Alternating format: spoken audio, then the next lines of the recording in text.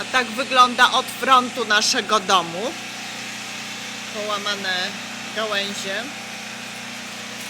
W sąsiadce z naprzeciwka złamało się drzewo. Widać rozkraczone, niesprzątnięte. Na szczęście nie złamało jej się na dom. Ten hałas to włączony generator na prąd. Także mamy ciepłą wodę. Dzięki niemu mamy ogrzewanie w domu i podłączone lodówki. Telefony działają, tylko komórkowe w tej chwili. Internetu nie mamy. Sygnał telewizyjny też nie istnieje.